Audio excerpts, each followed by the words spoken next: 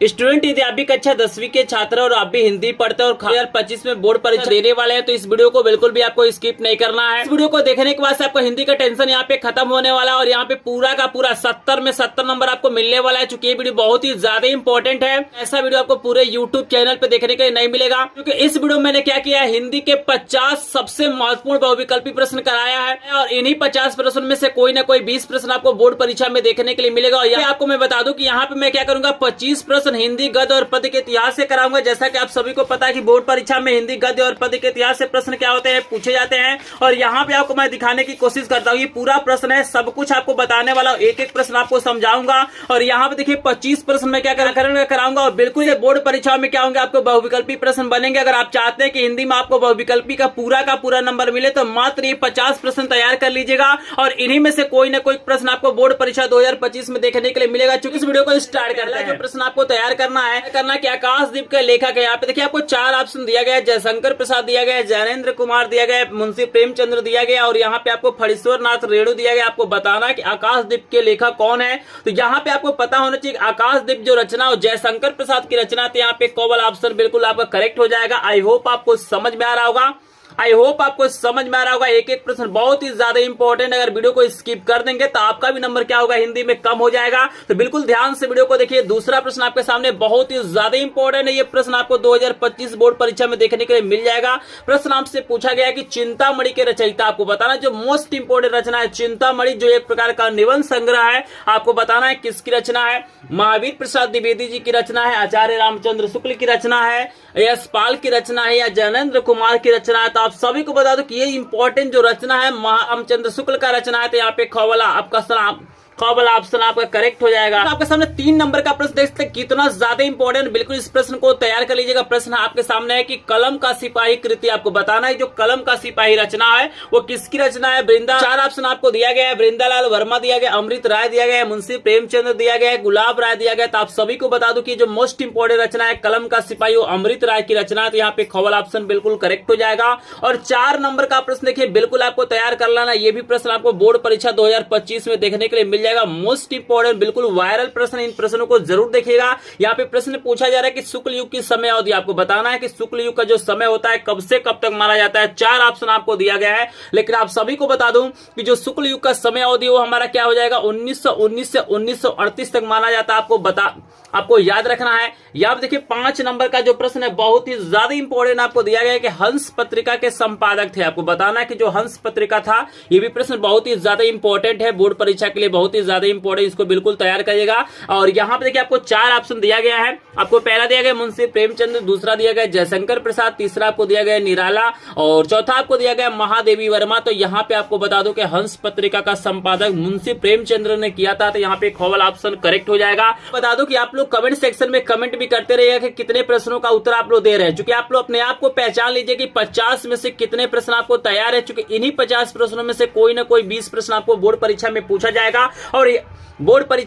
जाएगा और आप लोग लास्ट में कमेंट करके जरूर बताइएगा कि 50 में से कितने प्रश्नों का उत्तर आपको पहले से पता था। अगर 50 में से लगभग आपको 40 प्लस प्रश्नों का उत्तर पहले से पता है तो आपको मान के चलिए बोर्ड परीक्षा 2025 में 20 नंबर आपको मिलने वाला है, एक भी नंबर आपका नहीं कटने वाला है। तो यहाँ पे हम क्या करते हैं, इस पेपर के पेज को पलट लेते हैं और हम चलते हैं अपने 6 नंबर के प्रश्न पे। यहाँ पे देखिए ये भी प्रश्न बहुत ही ज्यादा इंपॉर्टेंट है। प्रश्न पूछा गया है रामचंद्रिका के रचयिता है। आपको बता दूं कि यहाँ पे 4 ऑप्शन दिया गया है, महादेवी वर्मा है, केशव दास है, मैथिली शरण गुप्त है और जयशंकर प्रसाद है। आपको याद रखना है कि रामचंद्रिका केशव दास की रचना है। ये कौवल ऑप्शन बिल्कुल करेक्ट हो जाएगा। और यहाँ पे देखिए 7 नंबर का प्रश्न देख सकते हैं, कितना ज्यादा इंपॉर्टेंट आपके सामने आ गया है कि दीप शिखा किसकी रचना है। यहाँ पे 4 ऑप्शन आपको दिया गया है, लेकिन आप लोग अपने आप को पहचानिए, क्या इस प्रश्न का आंसर आपको पता है कि नहीं है। आपको मैं बता दूं कि जो दीप शिखा रचना है वो महादेवी वर्मा की रचना है। तो कौवल ऑप्शन बिल्कुल यहाँ पे करेक्ट हो जाएगा। और यहाँ पे 8 नंबर का प्रश्न भी बहुत ही ज्यादा इंपॉर्टेंट, लगातार बोर्ड परीक्षाओं में पूछा गया है कि प्रिय प्रवास किसकी रचना है। यहाँ पे देखिए आपको 4 ऑप्शन दिया गया है, ध्यान से सभी लोग देख लीजिए। लेकिन इसका जो करेक्ट ऑप्शन हो जाएगा कौवल हो जाएगा। ये जो रचना है हरिऔध जी की है, आपको याद रखना है। और 9 नंबर का प्रश्न भी बहुत ही ज्यादा इंपॉर्टेंट है, बिल्कुल इसको तैयार करके ही बोर्ड परीक्षा देने जाइएगा। यहाँ पे पूछ रहा है कि लोकायतन किसकी रचना है। यहाँ पर भी आपको 4 ऑप्शन दिया गया है। बता दूं कि जो लोकायतन रचना है सुमित्रा नंदन पंत का है, तो घ वाला ऑप्शन बिल्कुल करेक्ट हो जाएगा। 10 नंबर का प्रश्न देखिए बहुत ही ज्यादा इंपॉर्टेंट है। यहाँ पे पूछा गया है कि आधुनिक काल का समय माना जाता है। देखिए आपको 4 ऑप्शन दिया गया है और पूछा जा रहा है भैया आधुनिक काल का समय कब से कब तक माना जाता है। आपको बता दूं स्टूडेंट कि आधुनिक काल का जो समय है सन 1843 से अब तक माना जाता है। चूंकि इस समय भी आधुनिक काल चल रहा है, यहाँ से आप लोग आसानी से पहचान सकते हैं कि अब तक जब भी देगा तो वही क्या हो जाएगा, आपका आंसर हो जाना चाहिए। आई होप आपको यहाँ पे 10 प्रश्न समझ में आ गया होगा। आप लोग कमेंट सेक्शन में जरूर बताइएगा कि 10 में से कितने प्रश्नों का उत्तर आप लोगों को पता था, यानी कितने प्रश्नों का आंसर आप लोग पहले से जानते थे। अगर 10 में से लगभग 5+ प्रश्नों का आंसर आपको पहले से पता था तो आपकी तैयारी बहुत ही बेहतरीन हो रही है। तो आप लोग कमेंट सेक्शन में जरूर बताइएगा। फिलहाल आपको लेके चलते हैं 11 नंबर प्रश्न पे। यहाँ पे देखिए 11 नंबर का जो प्रश्न आपको तैयार करना है कि त्याग पत्र के लेखक है। यहाँ पे देखिए 2 ऑप्शन आपको दिखाई दे रहा है और 2 और ऑप्शन आपको मैं अगले पेज पे दिखाने की कोशिश करता हूँ। यहाँ पे देखिए 2 और ऑप्शन आपको दिया गया है, मुंशी प्रेमचंद्र और फणीश्वर नाथ रेणु दिया गया है। और यहाँ पे आपके सामने है जयशंकर प्रसाद और जैनेन्द्र कुमार। तो आप लोग सोचिए और आंसर दीजिए कमेंट सेक्शन में। लेकिन आपको बता दो कि त्याग पत्र जो रचना है इसके लेखक जो हमारे हैं जैनेन्द्र कुमार जी हैं, तो खबर ऑप्शन बिल्कुल करेक्ट हो जाएगा। आई होप आपको समझ में आ रहा होगा। चलते हैं हम अपने 12वें नंबर के प्रश्न पे। और ये प्रश्न बहुत ही ज्यादा कंफ्यूज करता है स्टूडेंटों को। प्रश्न पूछा गया है कि बाण भट्ट की आत्मकथा किस विधा की रचना है। तो यहाँ पे देखिए जैसे यहाँ पे आत्मकथा दिया गया है तो बहुत सारे स्टूडेंटों को लगता है कि यह एक प्रकार का आत्मकथा है, लेकिन आपको बता दूं कि जो बाण भट्ट की आत्मकथा बहुत ही फेमस रचना है, यह एक प्रकार का उपन्यास है। तो ग वाला ऑप्शन बिल्कुल करेक्ट हो जाएगा, इसको याद रखिएगा। और 13 नंबर का प्रश्न आपको दिया गया है कि आचार्य रामचंद्र शुक्ल के निबंध संग्रह का नाम है। इसमें से कौन सा ऐसा रचना है जो आचार्य रामचंद्र शुक्ल का निबंध है। 4 ऑप्शन आपको दिया गया है। देखिए ठलुआ क्लब है, चिंतामणि है, विचार विधि है और रस मीमांसा है। आप लोग सोचिए और इसका आंसर दीजिए कमेंट सेक्शन में। आप सभी को बता दूं कि आचार्य रामचंद्र शुक्ल का जो इसमें निबंध है चिंतामणि है, ये बहुत ही ज्यादा इंपॉर्टेंट और फेमस निबंध, इसको याद रखिएगा। तो ख वाला ऑप्शन आई होप आपका करेक्ट हो जाएगा। और यहाँ पे देखिए 14 नंबर का प्रश्न पूछा गया है, वेरी वेरी इंपॉर्टेंट प्रश्न ये भी है। प्रश्न पूछा गया है कि सेवा सदन उपन्यास के लेखक है। यहाँ पे 4 ऑप्शन आपको दिया गया। आप सभी को बता दो कि सेवा सदन जो उपन्यास है मुंशी प्रेमचंद्र का ये रचना है। तो गॉबल ऑप्शन बिल्कुल करेक्ट हो जाएगा। 15 नंबर का प्रश्न तो बहुत ही ज्यादा इंपॉर्टेंट है। बोर्ड परीक्षा 2025 में आपको देखने के लिए मिल जाएगा ये प्रश्न बोला जा रहा है कि नीड़ का निर्माण फिर किस विधा की रचना है। यहाँ पे देखिए 4 ऑप्शन आपको दिया गया है, लेकिन आप सभी को मैं बता दूं कि ये हरिवंश राय बच्चन जी की रचना है और यह एक प्रकार का आत्मकथा है। तो यहाँ पे हमारा खबर ऑप्शन बिल्कुल ही करेक्ट हो जाएगा। और यहाँ पे देखिए 16 नंबर का प्रश्न कितना प्यारा कितना इंपॉर्टेंट आपके सामने आ गया है। प्रश्न पूछा जा रहा है कि दीप शिखा और यमा के रचयिता है। 4 ऑप्शन आपको दिया गया है और आपको बता दूं कि ये दोनों रचना क्या है, महादेवी वर्मा का है। यहाँ पे करेक्ट आंसर हमारा क वाला हो जाएगा। आई होप आपको समझ में आ रहा होगा। फिर देखिए यहाँ पे 17 नंबर का प्रश्न बहुत ही ज्यादा इंपॉर्टेंट है कि सुमित्रा नंदन पंत की रचना है। यहाँ पे देखिए 4 ऑप्शन आपको दिया गया है, उर्वशी दिया गया है, पल्लव दिया गया है, परिमल दिया गया और कमायनी दिया गया है। आपको बताना है कि सुमित्रा नंदन पंत की रचना है। मुझे सुमित्रा नंदन पंत की रचना है, लेकिन जहां तक मुझे लग रहा है करेक्ट आंसर पल्लव होना चाहिए। यही रचना क्या है, सुमित्रा नंदन पंत का है। आई होप आपको समझ में आ रहा होगा। तो हम चल आपको दिखाते हैं अगला प्रश्न। लेकिन जो स्टूडेंट वीडियो को लाइक नहीं किए होंगे प्लीज वीडियो को लाइक कर देंगे। चैनल पे पहली बार आए होंगे तो चैनल को सब्सक्राइब करेंगे, चूंकि एकमात्र चैनल है जो आपको फ्री में वायरल पेपर, मॉडल पेपर और सभी प्रकार के इंपॉर्टेंट प्रश्नों का क्या करता है, वीडियो और पीडीएफ नोट प्रोवाइड करता है। तो जिनको भी बोर्ड परीक्षा 2025 की तैयारी बिल्कुल फ्री में करना है, पीडीएफ नोट, लाइव क्लास और इंपॉर्टेंट पेपर के माध्यम से, तो प्लीज चैनल को सब्सक्राइब करेंगे। और जिनको भी पीडीएफ नोट चाहिए सभी विषयों के इंपॉर्टेंट प्रश्न, वायरल पेपर और मॉडल पेपर का, तो हमारे ग्रुप को ज्वाइन करेंगे, जिसका लिंक आपको डिस्क्रिप्शन में मिल जाएगा। अगर आपको अभी तक कोई भी पीडीएफ नोट नहीं मिला है तो आपको लास्ट में अपना व्हाट्सएप नंबर दूंगा, वहां पे आप लोग मैसेज करके पीडीएफ नोट ले सकते हैं। क्योंकि मेरे पास क्या है, सभी विषयों के एमसीक्यू प्रश्न हो गया, वायरल मॉडल पेपर हो गया, सभी प्रकार के पीडीएफ नोट उपलब्ध हैं। अगर उससे तैयारी करते हैं तो बोर्ड परीक्षा 2025 में आपको 95% से ऊपर नंबर आ सकता है। तो चलिए लेके चलते हैं अपने नेक्स्ट प्रश्न पे। 18 नंबर का प्रश्न आपके सामने है कि रीतिकाल से संबंधित रचना। यहाँ पे 4 रचना आपको दिया गया, देख सकते हैं, पद्मावत है, आखिरी कलाम है, सूरसागर है, बिहारी सतसई। आपसे पूछा गया है कि इसमें कौन सी ऐसी रचना है जो रीतिकाल से संबंधित है। आप सभी को बता दूं कि बिहारी जी जो है वो रीतिकाल के कवि है। तो यहाँ सही घवल ऑप्शन करेक्ट होना चाहिए। अगर कहीं भी डाउट होता है, किसी प्रश्न में आपको लगता है कि मैंने गलत बताया, तो प्लीज आप लोग कमेंट सेक्शन में जरूर बताइएगा। वैसे वैसे मैंने कोशिश किया हर एक प्रश्न का सही आंसर बताने के लिए, अगर फिर भी कहीं मिस्टेक हो गया होगा तो आप लोग मुझे कमेंट सेक्शन में जरूर बताएं कि सर। देखिए आपके सामने 19 नंबर का प्रश्न आ गया है। प्रश्न कह रहा है कि आंगन के पार द्वार किसकी रचना है। ये जो रचना अज्ञेय जी का है, तो यहाँ पे खवल ऑप्शन बिल्कुल करेक्ट हो जाएगा। आपके सामने 20 नंबर का मोस्ट इंपोर्टेंट प्रश्न आ गया है, भैया रीतिकाल का समय माना जाता है। 4 ऑप्शन आपको दिया गया है, लेकिन आपको बता दो कि जो रीतिकाल का समय है 1643 से 1843 तक माना जाता है, तो गौवल ऑप्शन बिल्कुल ही आपका करेक्ट हो जाएगा। 21 नंबर का प्रश्न आपके सामने आ गया कि शेखर एक जीवनी किस विधा की रचना। बहुत ही शानदार ये रचना है। यहाँ पर बता दो कि ये जो रचना है उपन्यास है। यहाँ पर भी काफी लोग कंफ्यूज हो जाते हैं, उनको लगता है कि जीवनी है, लेकिन ये जीवनी नहीं है, यह एक प्रकार का उपन्यास है, आपको याद रखना है। 22 नंबर का मोस्ट इंपोर्टेंट प्रश्न आ गया है। प्रश्न पूछा गया है कि कामायनी किसकी रचना है। यहाँ पे 4 ऑप्शन आपको दिया गया है,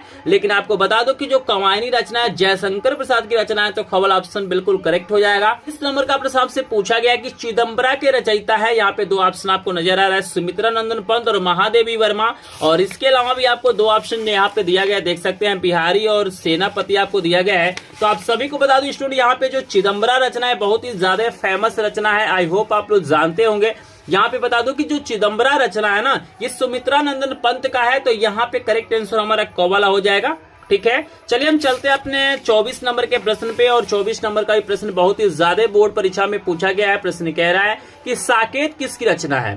4 ऑप्शन आपके सामने है। आपको बता दो कि जो साकेत रचना है ना, ये मैथिली शरण गुप्त की रचना है। ये भी प्रश्न बहुत ही ज्यादा इंपॉर्टेंट है, बोर्ड परीक्षा 2025 में आपको देखने के लिए मिल सकता है, इसको भी तैयार कर लेंगे। और 25 नंबर का प्रश्न आपको दिया गया है। यहाँ पे देखिए आपके सामने है कि जयशंकर प्रसाद की रचना नहीं है, आंसू झरना लहर यमा। तो 4 ऑप्शन आपको दिया गया है। तो 25 नंबर प्रश्न का आंसर क्या करना, आपको मुझे कमेंट सेक्शन में बताना। अगर आपको इसका आंसर पता होगा तो आप लोग जरूर कमेंट सेक्शन में बताइएगा, ताकि चल जाए कि ये प्रश्न आपको तैयार है कि नहीं तैयार है। तो जिनको भी आंसर पता होगा इसमें कौन से ऐसी रचना है जो जयशंकर प्रसाद की नहीं है, प्लीज आप लोग कमेंट सेक्शन में कमेंट जरूर करिएगा। और आप लोग मुझे ये भी बताइएगा, जो हिंदी गद्य और पद्य के इतिहास पे मैंने 25 प्रश्न करा, इसमें से कितना प्रश्न आपको पहले से पता था। अगर आपको यहाँ पे 20 प्लस प्रश्न पहले से पता था, तो मान के चलिए आपकी तैयारी बहुत बेहतरीन हो रही है। अगर नहीं पता था तो आपको और तैयारी करने की जरूरत है, लेकिन बोर्ड परीक्षा में जाने से पहले इन प्रश्नों को जरूर तैयार करेंगे। और इसके बाद से आपको मैं हिंदी व्याकरण पे जो प्रश्न आते हैं बोर्ड परीक्षाओं में, यहाँ पर भी मैं आपको 25 प्रश्न कराने जा रहा हूं,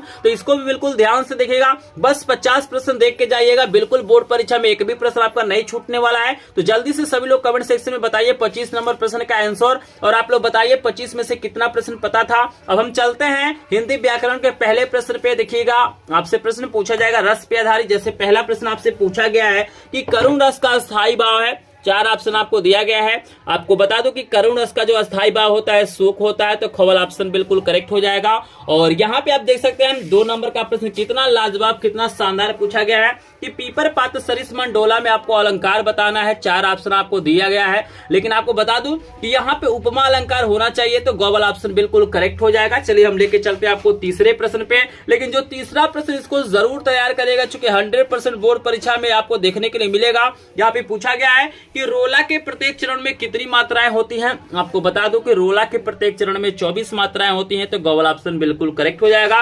कहीं भी डाउट होगा तो कमेंट सेक्शन में जरूर पूछिएगा। 4 नंबर का प्रश्न आपसे पूछा गया है कि अनुचर शब्द में किस उपसर्ग का प्रयोग किया गया है। तो यहाँ पे देखिए आपको 2 ऑप्शन दिखाई दे रहा, अन है और अनु है, लेकिन इसके अलावा 2 और ऑप्शन आपको दिया गया है। मैं आपको दिखाने की कोशिश करता हूँ, अ है और आ है। लेकिन आपको बता दूं कि अनुचर जो शब्द है इसमें ना आपका अनुपसर्ग होगा, तो खवल ऑप्शन बिल्कुल करेक्ट हो जाएगा। आपको समझ में आ रहा होगा, बिल्कुल लेटेस्ट सिलेबस जो 2025 का है उसी के अनुसार बिल्कुल ये प्रश्न है, कहीं बाहर से प्रश्न नहीं लिए गए हैं, बिल्कुल आपके सिलेबस का प्रश्न है। तो जिनको भी क्या करना है 2025 के बोर्ड परीक्षा में हिंदी में आपको 70 में 70 नंबर पाना है, तो इन प्रश्नों को जरूर तैयार करेगा। आपको लेके चलते हैं हम 5 नंबर प्रश्न पे। और यहाँ पे देखिए कितना ज्यादा इंपॉर्टेंट प्रश्न आपको दे दिया गया है। प्रश्न पूछ रहा है कि चक्रपाणी में समास होगा। आपको बताना है कि ये जो शब्द चक्रपाणी है इसमें कौन सा समास हो सकता है। 4 ऑप्शन आपको स्टूडेंट यहाँ पे दिया गया है, द्वंद्व है, द्विगु है, कर्मधारय है, बहुव्रीहि है। आपको बता दूं कि यहाँ पे क्या होगा, बहुव्रीहि समास होना चाहिए, तो घोवल ऑप्शन बिल्कुल करेक्ट हो जाएगा। और यहाँ पे देखिए 6 नंबर का प्रश्न आपसे पूछा गया है कि पुहु पुहुप शब्द का तत्सम रूप है। यहाँ पे देखिए तत्सम रूप भी आपको बोर्ड परीक्षा में पूछा जाएगा, तो आपको बता दो कि 6 नंबर प्रश्न का करेक्ट आंसर पुष्प होना चाहिए। लेकिन अगर आपको डाउट लगता है, आपको गलत लगता है, तो कमेंट सेक्शन में जरूर बताइएगा। और 7 नंबर का प्रश्न है कि तस्य की विभक्ति और वचन बताना है। तो आई थिंक इसका जो विभक्ति और वचन की बात करें तो यहाँ पे 7 नंबर प्रश्न का आंसर षष्ठी विभक्ति एक वचन होना चाहिए। इसको देख लीजिएगा, आपके बुक में मिल जाएगा। अगर कहीं डाउट होगा तो बताइएगा, लेकिन इसको जरूर तैयार करिएगा। 8 नंबर का प्रश्न है कि जानवर दौड़ते हैं, इस वाक्य में दौड़ते पद जो है वो क्या हो सकता है? उद्देश्य हो सकता है, विधेय हो सकता है, दोनों हो सकता है, इनमें से कोई नहीं। तो जहां तक मुझे लग रहा है ये विधेय होना चाहिए, ठीक है ना। जैसे आप लोग सब्जेक्ट और प्रेडिकेट इंग्लिश में पढ़े होंगे तो ये प्रेडिकेट है। आई होप आपको समझ में आ रहा होगा। 9 नंबर का प्रश्न बहुत ही ज्यादा इंपॉर्टेंट है। ये प्रश्न बोर्ड परीक्षाओं में देखने के लिए मिल जाता है, हर साल ये प्रश्न पूछा गया है कि वाच्य प्रयोग के कितने भेद होते हैं। तो आप सभी को बता दो कि वाच्य प्रयोग के 3 भेद होते हैं, कर्तावाच्य, कर्मवाच्य और भाववाच्य होता है। तो यहाँ पे 3 प्रकार के होते हैं। तो कौवल ऑप्शन बिल्कुल ही आपका करेक्ट हो जाएगा। और 10 नंबर का प्रश्न देखिए, संज्ञा पे भी आधारित आपसे प्रश्न पूछा जाता है कि संज्ञा के मुख्यतः कितने भेद होते हैं। तो आप लोग पढ़े होंगे कि नाउन के 5 भेद होते हैं, तो वही चीज है। तो यहाँ पे करेक्ट आंसर कौवल हो जाएगा। और लेके चलते हैं आपको नेक्स्ट पेज पे, 11 नंबर का प्रश्न आपको दिखाते हैं। और ये प्रश्न पूछा गया भैया, हास किस रस का स्थायी भाव है? तो थोड़ा सा आप दिमाग दौड़ाएंगे तो इसका आंसर दे सकते हैं। जो हास होगा, हास रस का होगा स्थायी भाव, तो कौवल ऑप्शन बिल्कुल करेक्ट हो जाएगा। और 12 नंबर का प्रश्न है कि यही कहीं पर वो बिखर गई वो भगत विजय माला से इसमें अलंकार बताना है। तो जहां तक मुझे लग रहा है इसमें उपमा अलंकार होना चाहिए, लेकिन आप लोग मुझे कमेंट सेक्शन में जरूर बताएंगे कि यहाँ पे उपमा अलंकार होगा, अनुप्रास होगा कि रूपक होगा कि उत्प्रेक्षा हो जाएगा, क्योंकि यहाँ पे मुझे थोड़ा सा कंफ्यूजन है। तो आप लोग अगर गलत हम बताए होंगे तो जरूर बताएंगे। और 13 नंबर का प्रश्न है, यहाँ पे बहुत ही शानदार आपको दिया गया है कि यह सममात्रिक छंद है। इसमें 4 चरण होते हैं, प्रत्येक चरण में 24 मात्राएं होती है, 11 और 13 मात्राओं पर यति होती है। यह लक्षण किस छंद का है? तो ये रोला का है। तो करेक्ट आंसर कौवल हो जाएगा। और 14 नंबर का प्रश्न बहुत ही ज्यादा इंपॉर्टेंट है भाई कि पर्यावरण शब्द में उपसर्ग होगा, तो पर्यावरण में परि उपसर्ग का प्रयोग किया जाता है। तो कौवल ऑप्शन बिल्कुल करेक्ट हो जाएगा। शुभ कर्म में आपको समास बताना है, तो जो शुभ कर्म है इसमें जो समास हो जाएगा कर्मधारय हो जाएगा। तो कौवल ऑप्शन बिल्कुल करेक्ट हो जाएगा। 16 नंबर का प्रश्न है कि करपट किसका तत्सम रूप है? तो चलिए हम ऑप्शन को देखते हैं और आपको बताते हैं कि जो करपट है वो किसका होगा, कान का है, कपड़ा का है, कंधा का है कि कपूर का है। आपको बता दूं कि जो करपट है वो कपड़ा का हो जाएगा तत्सम रूप। तो यहाँ पे कौवल ऑप्शन बिल्कुल करेक्ट हो जाएगा। और आपके सामने 17 नंबर का प्रश्न दिया गया, स्टूडेंट देख सकते हैं, बहुत ही प्यारा प्रश्न आपको दिया गया है, तौ की विभक्ति और वचन होगा। तो बता दो कि 17 नंबर प्रश्न का भी आंसर हमारा षष्ठी विभक्ति एक वचन होना चाहिए। कहीं भी डाउट होगा तो कमेंट सेक्शन में बताइएगा। और 18 नंबर का प्रश्न है भैया कि राम पढ़ता है, इस वाक्य में राम क्या है? तो राम उद्देश्य है। तो यहाँ पे कौवल ऑप्शन बिल्कुल करेक्ट हो जाएगा, करता है।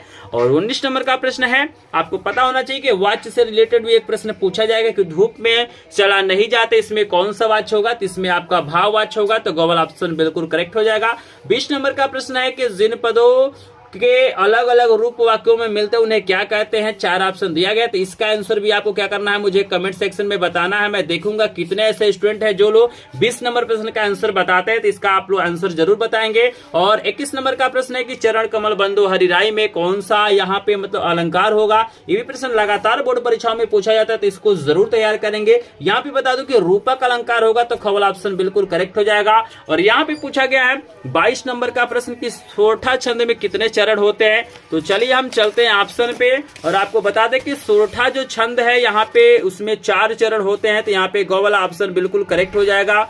और 23 नंबर का प्रश्न है कि दशानन में कौन सा समास है? तो दशादन में जो आपका होगा बहुव्रीहि समास। तो कौवल ऑप्शन बिल्कुल करेक्ट हो जाएगा।